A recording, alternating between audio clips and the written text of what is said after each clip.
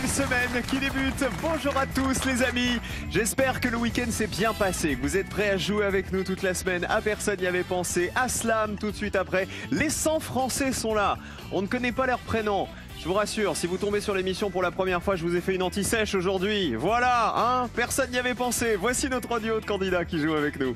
Un papa major de police et son fils opticien. Ensemble, ils font de la moto, ils font des rallyes. Ils s'appellent Alexandre et Jean-François. Salut Alexandre, Jean-François, bienvenue. L'un travaille dans le bâtiment, l'autre dans le spectacle. Ils sont amis et tous les deux parents de 2 enfants. On accueille Romain qui est là et Pierre-Marie. Bonjour messieurs, enchanté.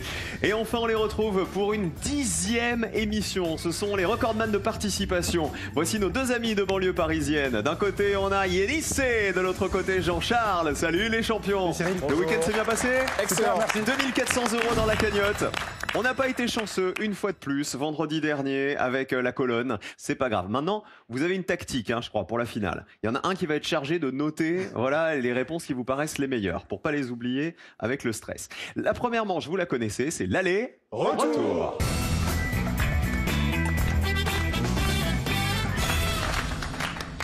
Alors que hier on fêtait les mamans, c'était la fête des mères, on a un papa venu jouer avec son fiston. Le papa, c'est Jean-François, bienvenue. Qu'est-ce que vous faites dans la vie, Jean-François? Je suis dans la police. Qu'est-ce qu'il fait votre fiston? Je suis opticien. Un opticien d'un côté, un policier de l'autre. Comment s'appelle votre chérie, Alexandre? Justine. Et je crois que quand vous l'avez rencontré, vous avez eu un premier rendez-vous très très romantique. Un peu particulier. Parce que vous vouliez faire les choses bien. C'était un 1er avril, on devait se retrouver sur Ça Paris. part mal l'histoire. Premier rendez-vous 1er avril. Déjà, ouais. Et j'étais content, quoi. Et dans le sous-sol de la maison, je me suis pris une poutre dans la tête et j'ai saigné. Et du coup, j'y suis pas allé. Ah, c'était avant de la voir? Juste avant. Parce que j'allais dire, si premier rendez-vous, le voit arriver en sang, elle se dit qu'est-ce que c'est que cette horreur?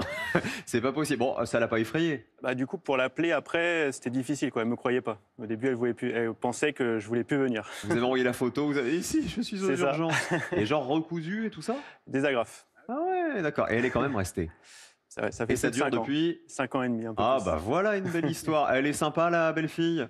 Très sympa. Très sympa, vous l'avez validée? Validé. Ah, si le papa major de police l'a validé, tout va bien. Alors, bienvenue en tout cas à tous les deux, ravis de vous rencontrer. Merci. Bienvenue à Romain d'un côté, à Pierre-Marie de l'autre. On fera connaissance un petit peu plus tard. On met les pupitres à 0. Il faut y rester en me donnant des super réponses, c'est-à-dire des réponses auxquelles personne n'avait pensé. On commence avec une question vie quotidienne. On vous a donné ce thème juste avant l'émission. Vous avez choisi qui allait jouer en premier. Ce sera Yénice, ce sera Romain et Jean-François. Écoutez.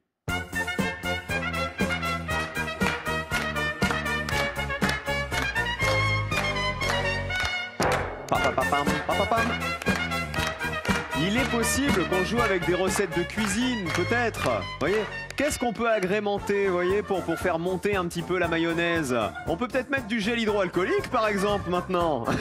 Bah tiens, on se lave les mains avant d'aller cuisiner, avant de répondre.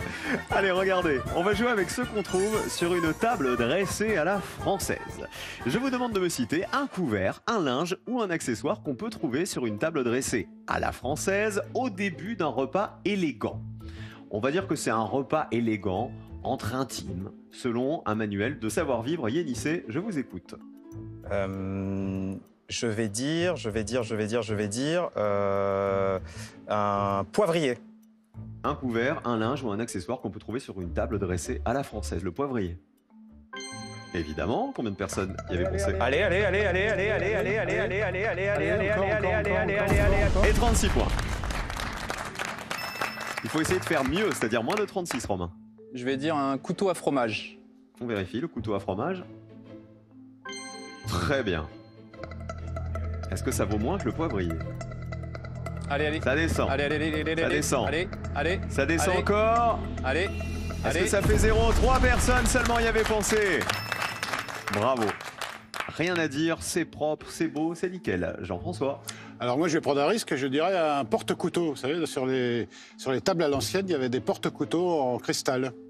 Ma grand-mère avait ça, par exemple. Alors, je vois Jean-Charles chez les champions qui dit « Ah ouais ». Alors ça, a priori, c'est de la bonne réponse, Jean-Charles. J'y pensais et je pense que c'est une bonne réponse. Il a 10 participations derrière lui. Vous pouvez lui faire confiance. Le porte-couteau en fait-il partie? Oui. Mais combien ça vaut? Allez, encore. Sur les 100 Français, le porte-couteau. 5 personnes y avaient pensé. Bravo Jean-François. Regardez les scores pour l'instant. Le meilleur score, c'est les 3 petits points de Romain. Excellent. On garde la même question, on continue à jouer avec les éléments, ce qu'on trouve donc sur une table dressée à la française et on change de joueur.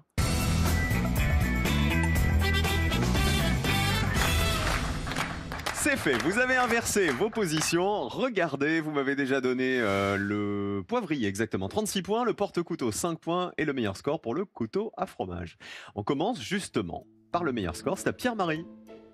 Eh bien, je vais dire la carafe à vin. Un couvert, un linge ou un accessoire quand on dresse une table à la française. Carafe à vin.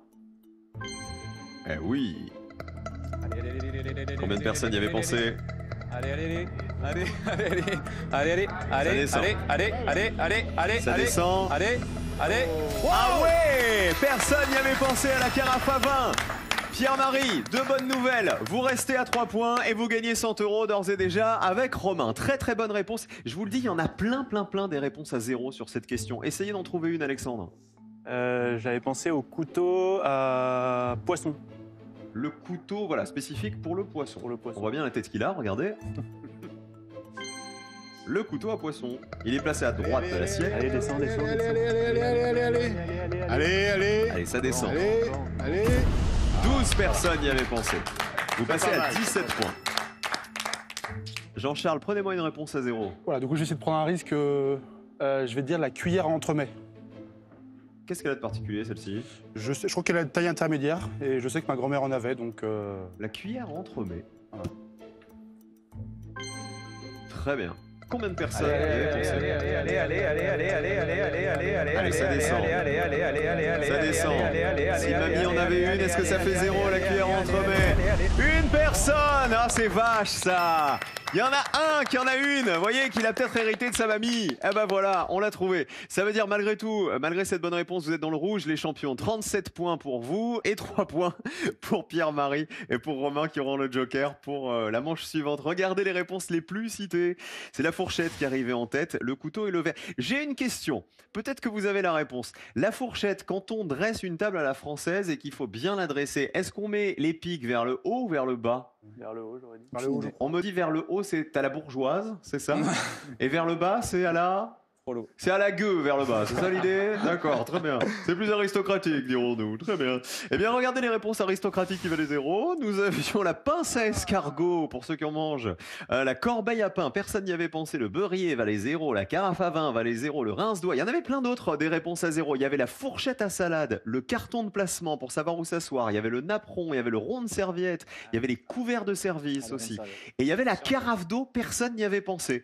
Vous tous qui nous regardez, 1200 € sont à gagner, mais ces 1200 €, vous allez les gagner tous les mois pendant 6 mois, si c'est vous qui remportez le jackpot tout de suite. Dans une fête foraine, les enfants peuvent jouer à la pêche au canard, réponse 1, ou à la pêche melba, réponse 2. 1 ou 2 par SMS, tout de suite au 7 10 20 pour jouer avec nous, ou sinon un petit coup de fil au 32 43, et peut-être 7200 € pour vous, c'est ce que ça représente, 1200 € par mois pendant 6 mois. Bonne chance à tous, voici la manche 2.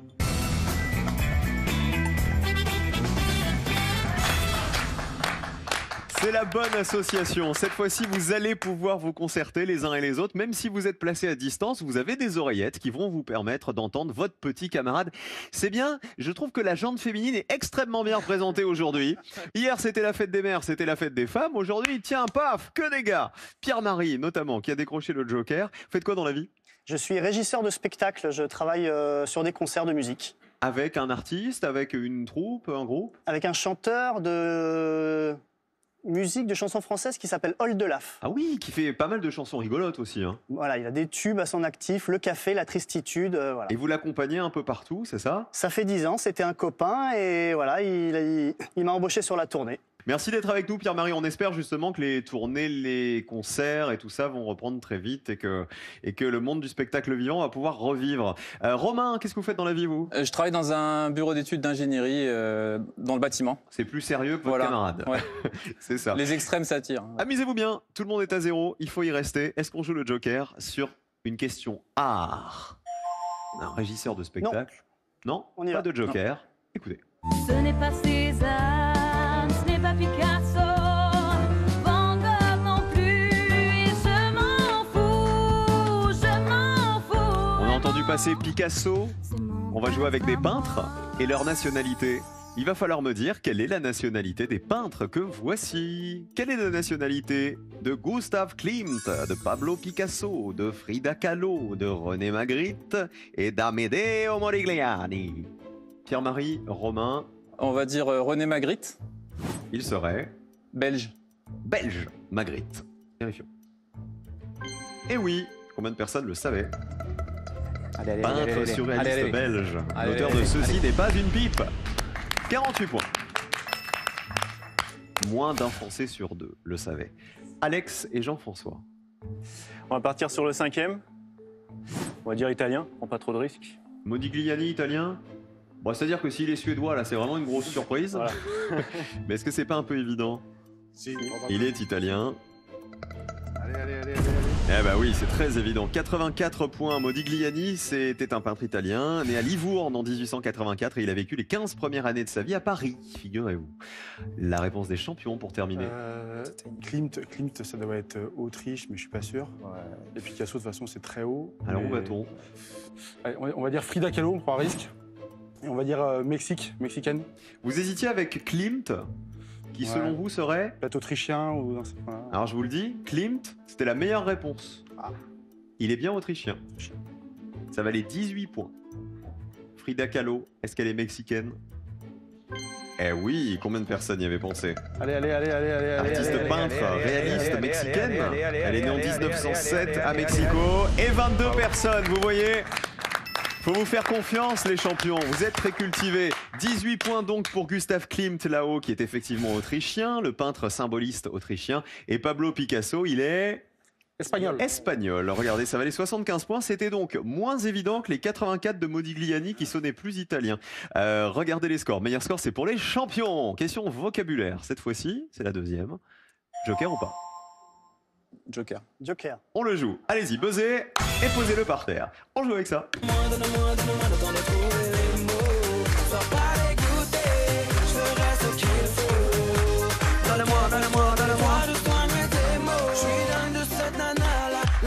C'est Kinvey qu'on écoute. Je suis dingue de cette nana là. Et on va jouer avec quoi? Avec les mots qui se terminent avec un H. Je vous demande de retrouver des mots du dictionnaire qui se terminent par la lettre H à l'aide des définitions que voici. Regardez. Un calendrier accompagné de rubriques diverses qui se terminent par un H. Un genre d'éléphant préhistorique qui se termine par un H. Un coup souvent décisif au tennis. Le plus haut point de la course du soleil. Et enfin un style démodé et de mauvais goût. C'est à Moi, nous. j'ai 2, 3, 4. Moi, je suis quasiment certain de la une. Et je pense que c'est une bonne réponse. Et ben. On tente. Là, t'es beaucoup plus on fire que moi. Donc Allez. vas-y. On y croit. Ah, j'attendais l'anglicisme du jour. T'es un peu on fire. Je rappelle que tous les jeux. Vous vous souvenez, à l'époque, il y avait une émission qui s'appelait Popstar sur M6 et dans le jury, il y avait Mia Fry qui disait un mot français, un mot anglais, un mot français, un mot anglais. C'est vrai. Vous êtes son petit ami caché, je le sais. Alors, On part avec Jean-Charles. on va dire un calendrier accompagné de rubriques diverses. Et je pense que c'est un almanach. Avec un H à la fin. Ouais. L'almanach. Bon, almanach. Oui, ça s'écrit almanach, mais on prononce pas le H. Allez.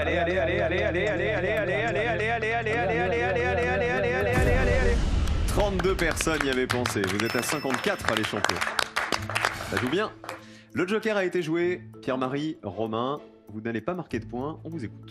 On va faire le 4. Allez. Allez, on y va. Vous ne craignez rien. Eh bien, on pense au zénith. Le plus haut point de la course du soleil serait le zénith. Le soleil au zénith. Bah oui. C'est le point de la sphère céleste, Allez, juste à la allez, verticale de l'observateur. Allez. 49 personnes y avaient pensé. Vous restez à 48 grâce au Joker. Heureusement que vous l'avez joué. Alex et Jean-François, On va partir sur le 3, sur un smash, comment vous l'écrivez? avec un H à la fin. Oui. D'accord. Vous m'avez dit le smatch. TCH à la fin. Smatch. Oui. Vérifions. CH, ouais. Ça ne marche pas. Vous savez pourquoi? Parce que ça n'est pas un smash avec un T, c'est un smash. Alors, sans doute que certains confondent entre le smash et le match, peut-être, mais on ne peut pas l'accepter. La bonne réponse, c'était smash, hélas. C'est pour ça que vous passez malheureusement à 184 points. Aïe.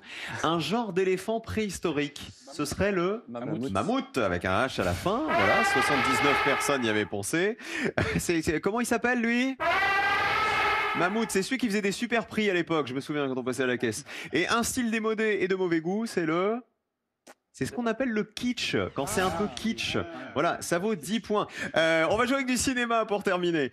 C'est le dernier thème, regardez les scores. Pour l'instant en danger, c'est Alexandre et Jean-François. Il y a encore une question pour essayer de se rattraper. Il n'y a plus de joker. Musique.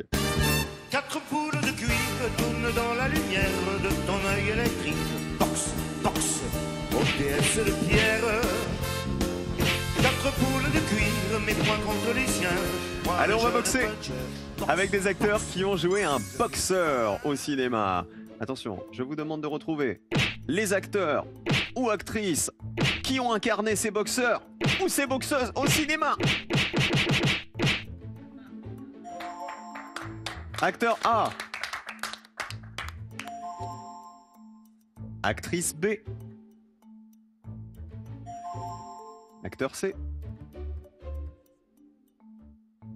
Acteur D. Acteur E. Pierre-Marie Romain. Bon, on va dire la C. Ce serait. Robert De Niro. Vous reconnaissez Robert De Niro dans quel film, a priori? Raging Bull. Raging Bull, vérifions. C'est bien Robert De Niro et c'est bien Raging Bull, c'est ça. Il jouait Jack LaMotta. Film de Martin Scorsese. Oh, c'est beau, ça, 7 personnes seulement y avaient pensé. Ils sont très très bons, 55 points pour vous. Yennis et Jean-Charles, les champions. J'ai le film, mais pas le B. T'as l'actrice? Ouais. C'est qui? Hilary Swank. Vas-y, je te...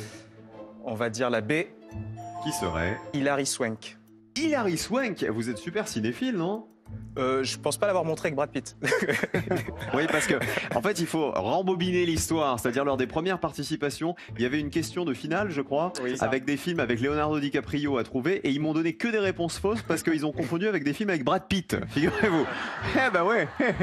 Mais ils sont encore là aujourd'hui. Est-ce qu'ils vont mettre leurs adversaires KO? On y va. Combien de personnes y avaient pensé? Hilary Swank. $1 Million Baby.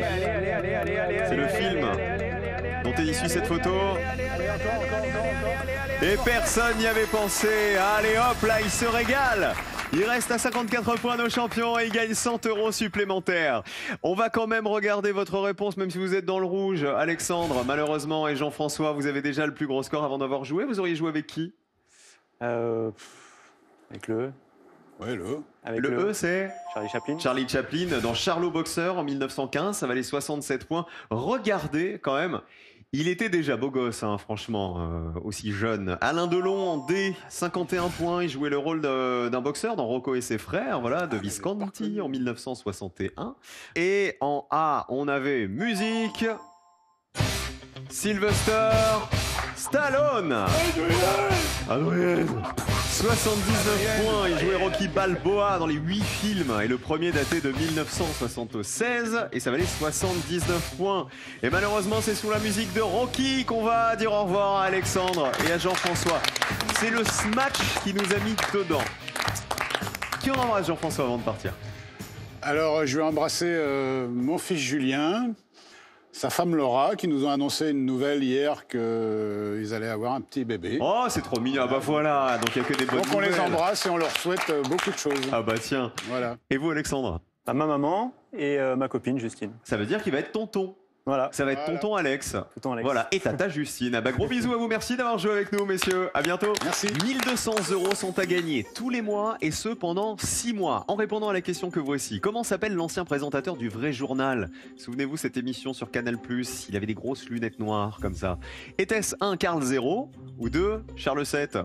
1 Carl 0, 2 Charles 7, 1 ou 2 par SMS au 7 10 20, 32 43 par téléphone. Si vous avez la bonne réponse, 1 200 € pour vous pendant 6 mois, c'est-à-dire 7 200 € en tout et net d'impôts. Bonne chance à tous.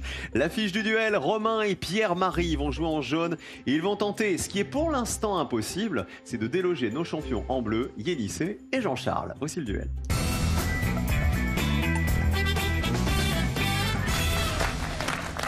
Qui va se qualifier? 10 participations, vous vous rendez compte? 10 émissions, ce sont les recordman. Yénissé et Jean-Charles, les deux amis de banlieue parisienne. Il y en a un qui est dans la banque, je rappelle, c'est Jean-Charles, hein, je crois. Voilà, vous faites quoi exactement? En fait, je gère les comptes de personnes assez fortunées. D'accord. Oh, conseiller en patrimoine, C'est ça. Je m'occupe de toute la partie placement financier, le juridique, le fiscal. Est-ce que vous avez des célébrités? Quelques-unes. D'accord. Qui? Non, je rigole. On n'a pas le droit. Non, Yénissé. des sportifs. Et Des moi, sportifs. Ah, regardez, vous voyez, il nous met l'eau à la bouche, là, comme ça. Yénissé, vous? et moi, je travaille pour un groupe qui fournit de l'outillage et des services pour les professionnels du bâtiment. Et donc, du coup, je dirige un service marketing.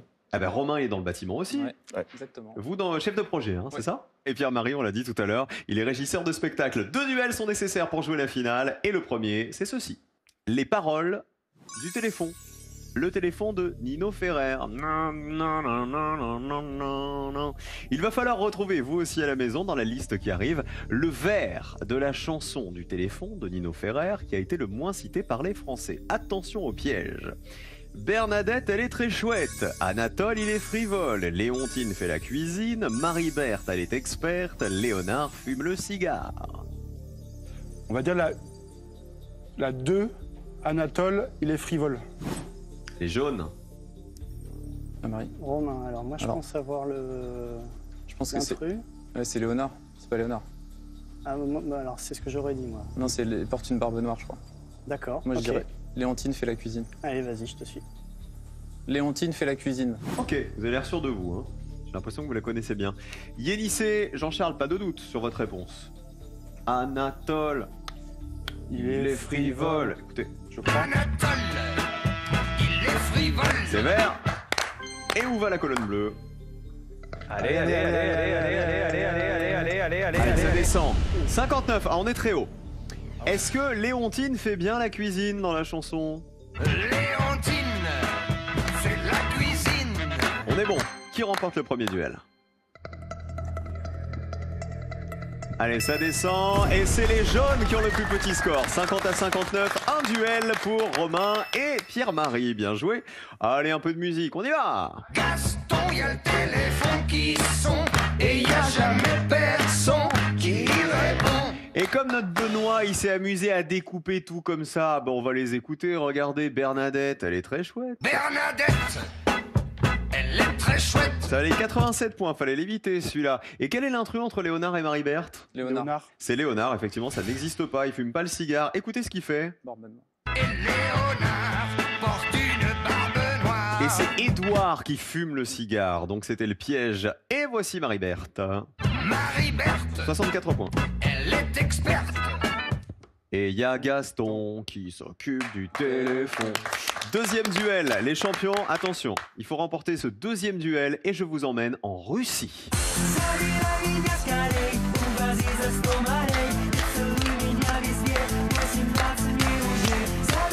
Cette chanson, c'est un groupe russe qui s'appelle Starlight.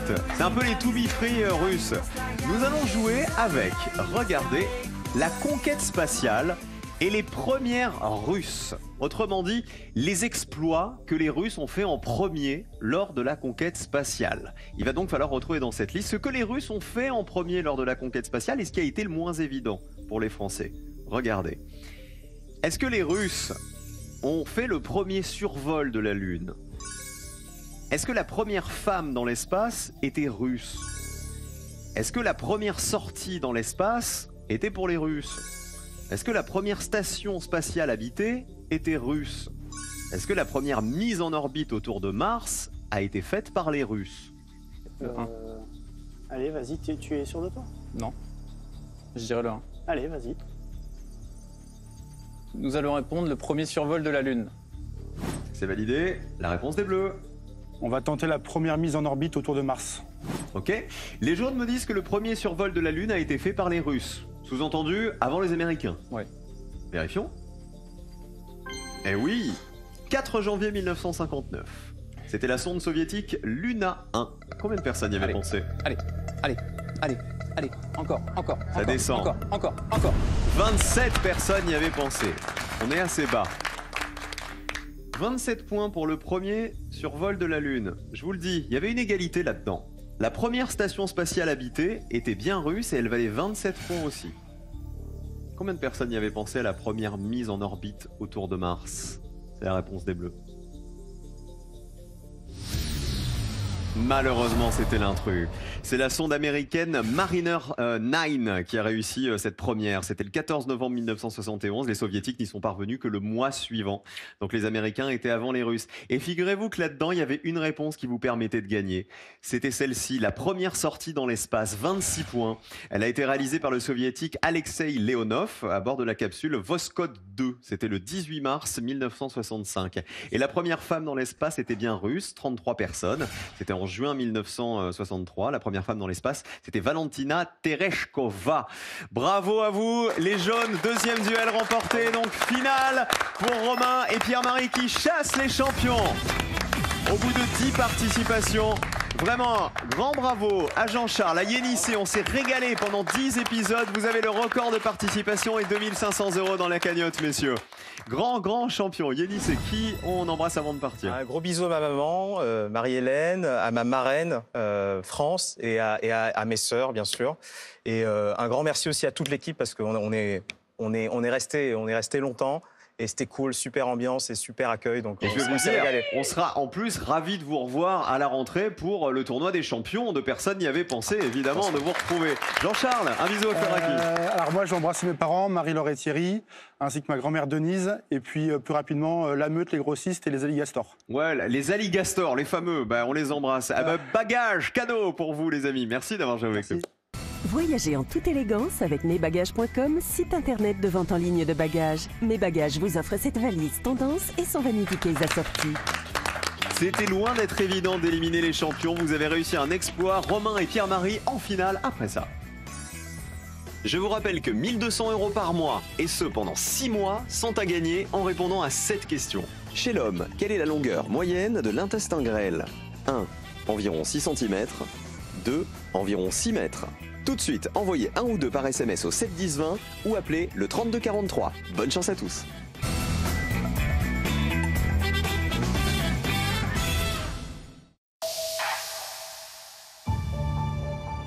Inédit. Moi, je ne pouvais pas imaginer qu'un jour, j'allais partir comme ça. Printemps 1940. Des millions de Français se jetaient sur les routes pour échapper à la déferlante nazie. On entendait crier, on entendait des plaintes. Oh, ça m'a suivi longtemps. Des survivants nous racontent leur fuite à l'aide d'archives rares.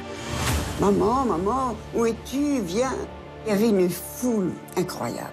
Et j'étais assis et que je n'ai pas revu. Ni maman, ni mon frère. Un documentaire inédit, L'Exode, voyage poignant au cœur de notre histoire, pas si lointaine. Ce soir à 21h05 sur France 3. Et juste après, la résistance s'organise dans la fiction 3 jours en juin.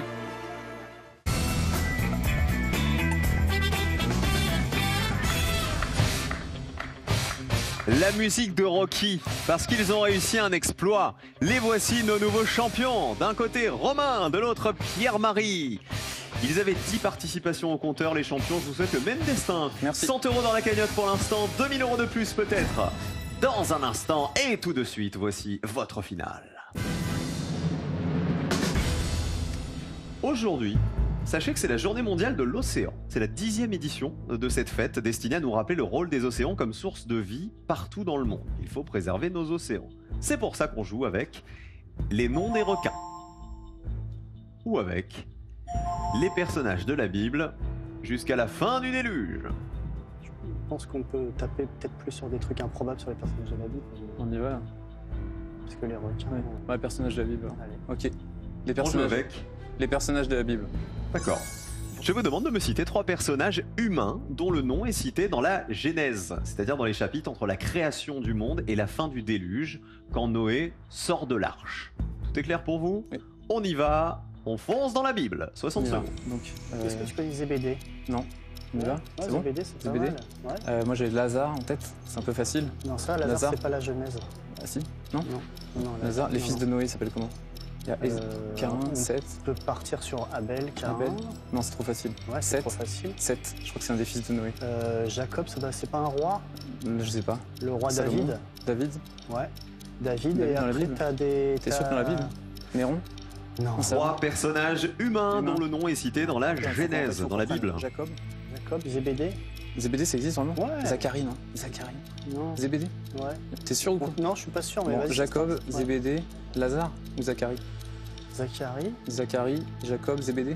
Ouais. ZBD, t'es sûr de ton truc? Je connais pas. Ouais, c'est pas mal. Ok, 10 Jacob, secondes. ZBD, Zacharie. Votre réponse. Ou Lazare.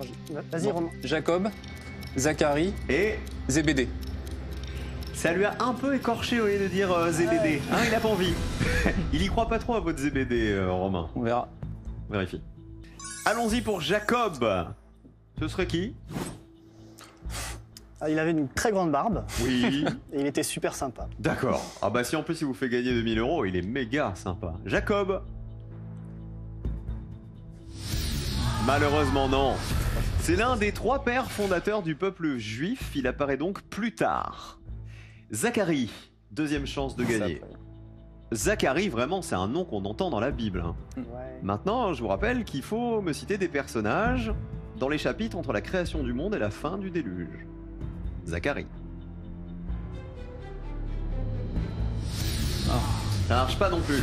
C'est le père de Jean-Baptiste, Zacharie, qui a baptisé Jésus. Donc on n'est pas non plus au bon endroit. On n'est pas entre la création du monde et la fin du déluge, au moment où Noé sort de son arche.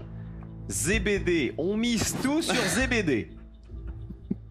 Pauline. Vous avez un souvenir? Faut vous faire confiance. Vous avez été bon pendant cette émission. 2000 € en jeu, ZBD. Aïe aïe aïe, même problème, hélas. C'est le père des apôtres Jacques et Jean, ZBD. Donc on n'est pas non plus dans la période qui nous intéressait.